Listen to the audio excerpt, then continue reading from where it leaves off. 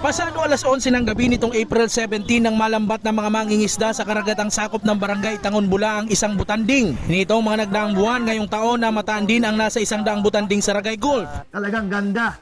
So alam ko po nakikita niyo po sa iba't ibang videos dun sa Ragay Gulf. Alam ko malapit dun sa Lower Ormond, San Rafael. Ganda po, maganda.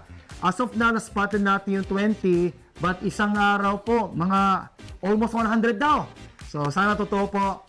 Kinontak po namin yung Department of Tourism and they are very excited po to make this into a tourist destination. Yung backstory, ever since naging chairman po ako ng aquaculture, with the help of Coast Guard, PNP, and BFAR, we managed to strengthen our enforcement of illegal fisheries or illegal activities sa coastline.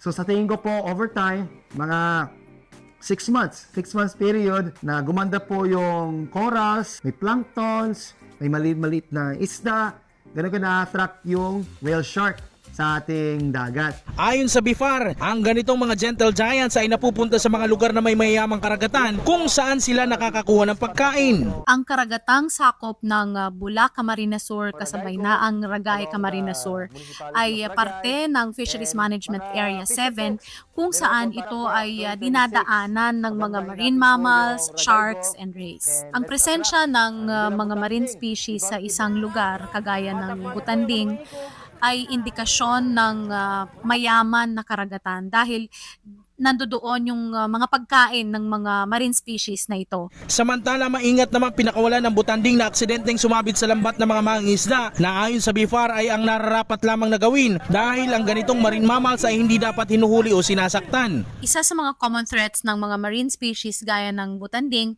ang net entanglement dahil nagdudulot ito ng pagkasugat o kaya mga injuries sa kanila. Kaya napakahalaga ng awareness ng ating mga mangingisda at ang publiko. Ang butanding ay isang protected marine species kaya mahigpit na ipinagbabawal ang anumang uri ng pananakit, panghuhuli, pagbebenta o pang-aabuso sa species na ito.